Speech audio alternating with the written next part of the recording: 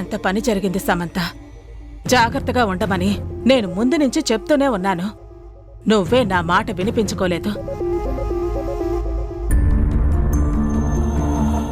చూసావా, నువ్వు వెనక ముందు ఆలోచించకుండా ఆ జగపతితో ఏం చేశావో చెప్పావు. వాడు దాన్నే సాక్ష్యంగా మార్చి ఈరోజు నిన్ను ఓడించాడు. మరేం చేయమంటావు నాని? వాడు మన దగ్గరకొచ్చి మన మనిషిలా మాట్లాడాడు. మన దగ్గర డబ్బులు తీసుకున్నాడు. ఆ రాణిని మనం చెప్పినట్టు ఏడిపించాడు. వాడు మనవాడే కదా అని మొత్తం చెప్పాను. కాని ఇలా కథ అడ్డం తిరుగుతుందని నేను కూడా ఊహించలేకపోయాను.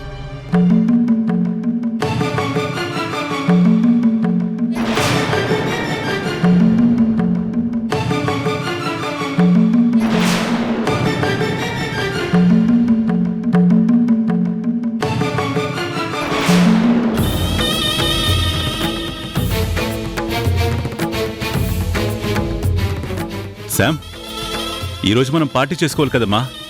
నువ్వు గెలిచావు కదా, ఆ గోపికి శిక్ష పడింది కదా, వాడు ఉద్యోగం ఎగిరిపోయింది కదా, కోర్టులో వాడు దోషి అని నిరూపణ అయింది కదా, ఆ రాణి పొగరు అణిగింది కదా, నువ్వు విజయాన్ని సాధించావు కదమ్మా.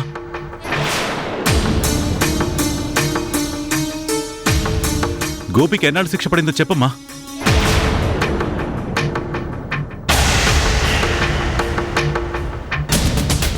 ఏంటి మహి, సమంత మాట్లాడడం లేదు? నువ్వైనా చెప్పు. గోపి లంచం తీసుకున్నాడని ప్రూవ్ అయింది కదూ. తనని జాబ్ నుంచి టర్మినేట్ చేశారు కదా. ఆ శుభవార్త వినాలని నేను ఆతృత పడుతూ ఉంటే మీరే మాట్లాడరేంటి? ఏం మాట్లాడతారండి?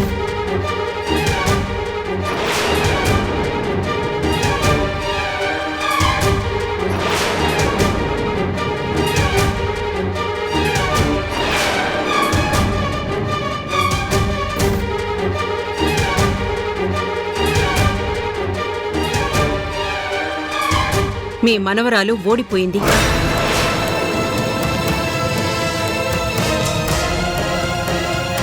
నిజం గెలిచింది. న్యాయం మీద అన్యాయం ఎప్పటికీ గెలవదని మరొక్కసారి రుజువైంది.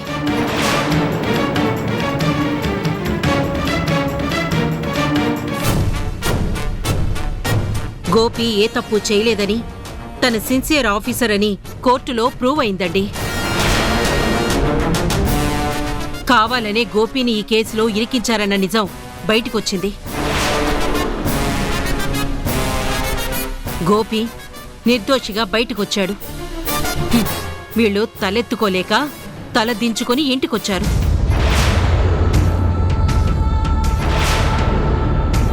ఏంటి సమంత, పూర్ణ చెప్తుంది నిజమా? అవును తాతి, నేనెంతో తెలివిగా ప్లాన్ చేశాను. అన్నీ పగడ్బందీగా చూసుకున్నాను.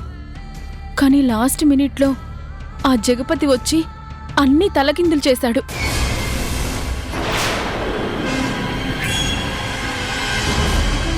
గోపి నిర్దోషిగా బయటపడేలాగా సాక్ష్యాలు చూపించాడు.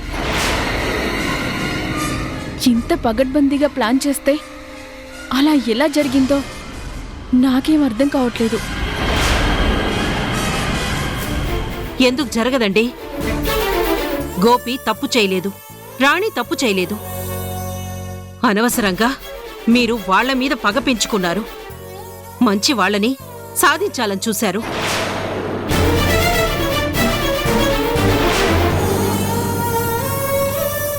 అమాయకుల్ని ఏడిపించాలని చూశారు.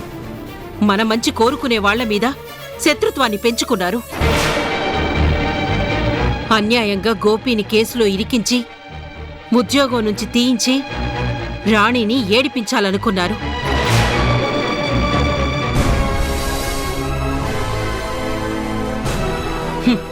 కాని పైన భగవంతుడనేవాడున్నాడు కదా, న్యాయం ఎటువైపుందో ఆ పరమేశ్వరుడు లెక్క కడతాడు. మనం ఎంతమంది కళ్ళు కప్పినా ఆ ముక్కంటి కన్ను మాత్రం కప్పలేము. మూడో కన్ను తెరిచి చూశాడు. రాణిని శత్రువుగా చూసిన జగపతే ఈరోజు సాక్ష్యంగా మారాడు. దేవుళ్ళ వచ్చి సాక్ష్యాధారాల్ని చూపించి గోపీని కాపాడాడు. రాణి కుటుంబాన్ని నిలబెట్టాడు. అదండి మంచితనానికి దక్కిన గౌరవం. ఇదండి వంచనికి మిగిలే పరాభవం. ఇప్పటికైనా తెలుసుకోండి. ఇంకా చాలు పూర్ణ, చాలు. ఏదో వాళ్ళు గెలిచారని నువ్వు మమ్మల్ని తప్పుపడితే నేను ఊరుకోను. ఆ రాణి సమంత విషయంలో ఎలా ప్రవర్తించిందో నీకు తెలుసు కదా. అలాంటి వాళ్ళు బాగుండాలని నువ్వు కోరుకోవడం నాకు చాలా బాధగా ఉంది. రాణి సమంత విషయంలో ఏం తప్పు చేయలేదండి. తన విషయంలో తప్పుగా ప్రవర్తించిన వాళ్ల మీద కేసు పెట్టింది. ఆ రోజు సమంత పార్టీలో ఉన్న సంగతి తనకి తెలీదని రాణి ఎన్నోసార్లు చెప్పింది. కాని అది మనమే వినిపించుకోలేదు. మనం ఎవరితో ఉన్నాం, ఎలా ప్రవర్తిస్తున్నాము అని తెలుసుకుంటే మనం బాగుపడతాం. కాని మూర్ఖంగా ఎదుటి వాళ్ల మీద పగబడితే ఇదిగో ఇలా పరాభవానికే గురవుతాం. ఇప్పటికైనా మీరు రాణి విషయంలో కాస్త మంచిగా ఆలోచిస్తే మీకే మంచిది. లేదంటే ఈ పరాభవం ఎవ్వరికైనా తప్పదు.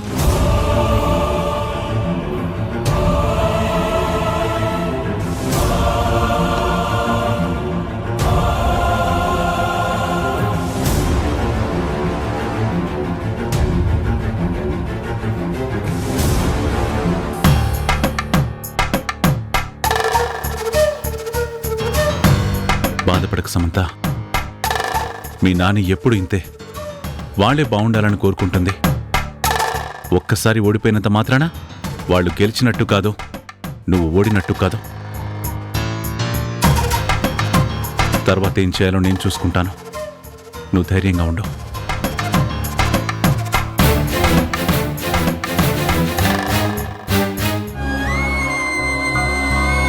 అసలు నీకు బుద్ధుందా? తనతో అలా ప్రవర్తించకూడదని నీకు ముందే చెప్పాను కదా. ఆ ఫోటో తీసుకుంటే తన హట్ అవుతాడని కూడా చెప్పాను కదా. అయినా నువ్వు ఎందుకు ఆ పని చేశావు? పేషెంట్ని ఎలా ట్రీట్ చేయాలో డాక్టర్గా నాకు బాగా తెలుసు. కేవలం నేను చెప్పిన సజెషన్స్ మాత్రమే నువ్వు తీసుకోవాలి. నీ ఇష్టం వచ్చినట్టు బిహేవ్ చేస్తే పేషెంట్స్ ఇలాగే తయారవుతారు. మానసికంగా కృంగిపోయి ఉన్న వాళ్ళని చాలా సున్నితంగా డీల్ చేయాలి. లేదంటే వాళ్ళు తీసుకునే నిర్ణయాలు ఎలా ఉంటాయో ఎవ్వరూ ఊహించలేరు. ఈరోజు తను హాస్పిటల్ నుంచి పారిపోవడానికి కారణం నువ్వు. తను అలా వెళ్ళాడు అంటే తప్పంతా నీదే. కనీసం ఆ ఫోటో తీసుకుంటే మాట్లాడతాడనే నేను ప్రయత్నించాను. కానీ నేను ఆ ఫోటో తీసుకుని బయట పడేసినందుకు నన్ను కొట్టి హాస్పిటల్ నుంచి పారిపోయాడు సార్. అందుకే కదా సార్ మళ్ళీ తీసుకొచ్చాను. Just shut up. ఇంకొక మాట మాట్లాడవంటే పళ్ళు రాలగొడతాను. ఆ ఫోటోను ముట్టుకోవద్దని నీకు ఎన్నోసార్లు చెప్పాను. అయినా సరే నువ్వు అలాగే రూడ్గా బిహేవ్ చేశావు. మళ్ళీ చెప్తున్నాను, తన విషయంలో ఇంకొకసారి పొరపాటు జరిగింది అంటే నిన్ను జాబ్ నుంచి తీసేస్తాను. జాగ్రత్త.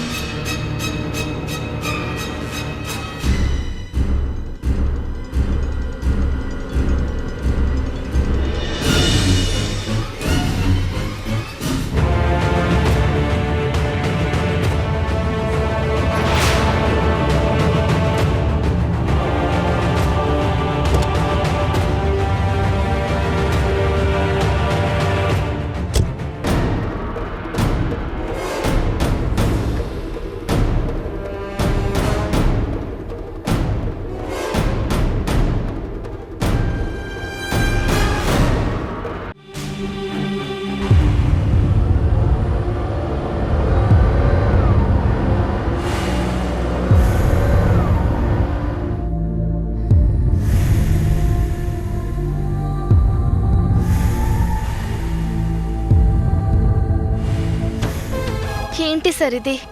ఎన్ని చోట్ల వెతికినా వంశీ ఎక్కడున్నాడో తెలియడం లేదు. అసలు ఎక్కడికి వెళ్ళాడో అర్థం కావడం లేదు. అదే సీత, అసలు వంశీ ఇలా ఎందుకు చేస్తున్నాడో కూడా తెలీదు. మనకు కనిపించకుండా వెళ్ళిపోవాల్సిన అవసరం ఏముంది? తనకు సమంత దగ్గరికి వెళ్ళడం ఇష్టం లేదని ఎన్నోసార్లు చెప్పాడు. భార్యాభర్తలు విడిపోకూడదని, కలపాలని ప్రయత్నించాము.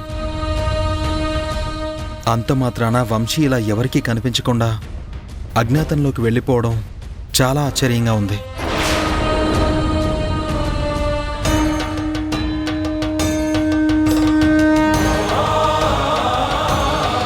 ఎలాగైనా సరే వంశీ ఎక్కడున్నాడో తెలుసుకోవాలి. వంశీని మళ్ళీ మన దగ్గరికి తీసుకుని రావాలి. ఒక మంచి స్నేహితుణ్ణి మనమే కాపాడుకోవాలి.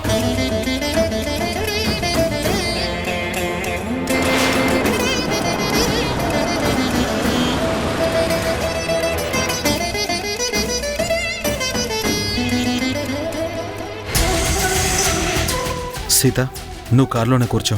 షాప్లో మెటీరియల్స్ కొనుక్కోవాలి, కొనుక్కుని వస్తాను.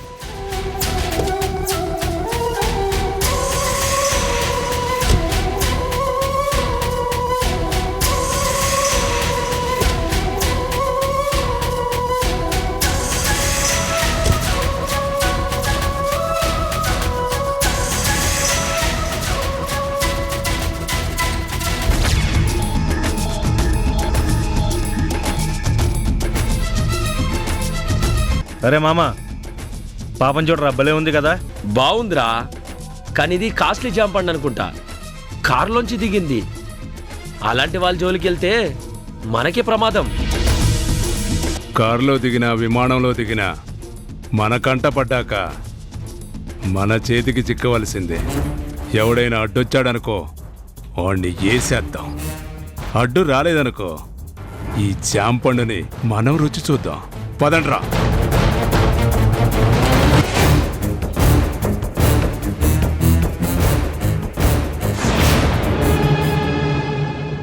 ఏం పాప, ఒంటరిగా ఉన్నావు? తోడు కావాలా? మాటలు మర్యాదగా రాని. మర్యాద ఎందుకు పాపా? నువ్వు మాకు అందంగా కనిపించావు, నీకు సంతోషం ఇద్దామని ఇలా అన్నావు. నువ్వు కోఆపరేట్ చేసావనుకో అంతా ఈజీ అయిపోతుంది. కాదన్నావనుకో ఇక్కడే గొడవ అయిపోతుంది. నిన్ను వెళ్ళిపోమని చెప్పలేదు పాప, రమ్మని అడుగుతున్నావు. రా.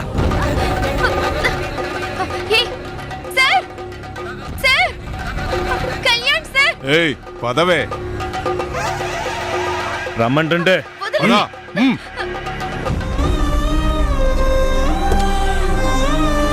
రా. పద.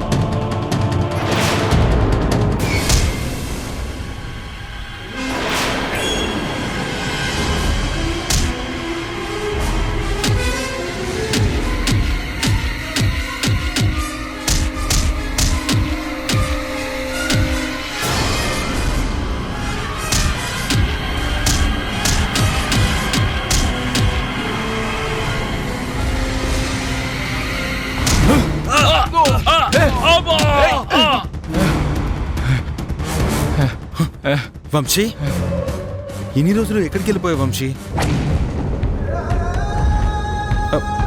ఇలా ఉన్నావేంటి? నీ గురించి మేము ఎన్ని చోట్ల వెతికామో తెలుసా? అసలు ఎక్కడికి వెళ్ళిపోయావు? అయినా అసలు మా నుంచి దూరం అవ్వాల్సిన అవసరం నీకే ఉంది వంశీ. మాట్లాడు వంశీ.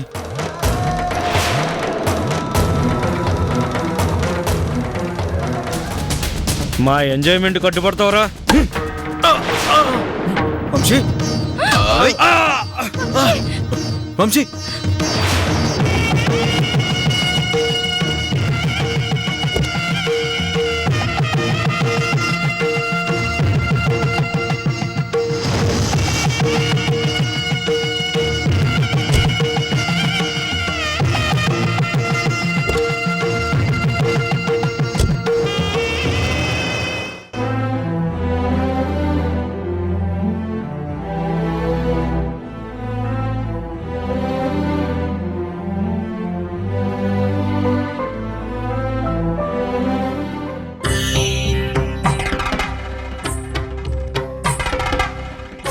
అమ్మగారు, నాతో ఏదో మాట్లాడాలని రమ్మన్నారు. రాణి, ఏం మాట్లాడాలో ఎలా మాట్లాడాలో నాకు అర్థం కావడం లేదు. న్యాయం నీ వైపే ఉంది కాబట్టి గోపి విషయంలో నీకు న్యాయం జరిగిందని నాకు చాలా ఆనందంగా ఉంది. కానీ నీకు అన్యాయం మా ఇంటి వైపు నుంచి జరిగింది. దానికి న్యాయం చెయ్యమని నిన్నెలా అడగాలో కూడా నాకు అర్థం కావడం లేదమ్మా. మళ్ళీ చెప్తున్నానమ్మా, ఆ రోజు పార్టీల్లో సమంత ఉందన్న విషయం నాకు నిజంగానే తెలీదు. తెలుసుంటే నేను కేసు పెట్టేదాన్నే కాదమ్మా. ఆడపిల్లల్ని అల్లరి పెట్టేవాళ్ళని వదిలిపెట్టకూడదు అన్న ఉద్దేశంతోనే నేను ఆ కేసు పెట్టానమ్మా. కానీ అనుకోకుండా అందులో సమంత ఉండటం నాకు చాలా బాధ అనిపించింది. నేను కేసు విత్డ్రా చేసుకుంటాను అంటే గోపి కానీ రాధాగారు కానీ ఒప్పుకోలేదమ్మా. నా తప్పు లేదు అన్నా ఈ విషయంలో సమంతకి శంకర్ సార్కి చాలా కోపం వచ్చింది. కానీ నేనేం చేయాలో నాకే అర్థం కావడం లేదమ్మా. నాకు తెలుసు రాణి, నీకు భూదేవికున్నంత సహనం ఉందని. నిజంగా అంత సహనం లేకపోతే మీ చెల్లిని నీకు దూరం చేసినప్పుడే నువ్వు మా కుటుంబం మీద పగ పెంచుకునేదానివి. కానీ నువ్వలా పెంచుకోలేదు. మా మీద అభిమానంగానే ఉన్నావు. కానీ నీకే తెలియకుండా జరిగిన పొరపాటుకి ఆయన సమంత నీ మీద ఇప్పటికీ కోపంగానే ఉన్నారు. ఆ కోపంతోనే నీకు ప్రాణమైన గోపి జీవితాన్ని వాళ్ళు నాశనం చెయ్యాలనుకున్నారు. కానీ భగవంతుడు నీ వైపు నిల్చున్నాడు. నీకు న్యాయం జరిగినందుకు నేను చాలా సంతోషించానమ్మా. కానీ ఎంతైనా భార్యని కదా, నా భర్త ఓడిపోవడాన్ని నేను ఒప్పుకోలేకపోతున్నాను. ఆయన నలుగురిలో తల దించుకోవడాన్ని నేను తట్టుకోలేకపోతున్నానమ్మా.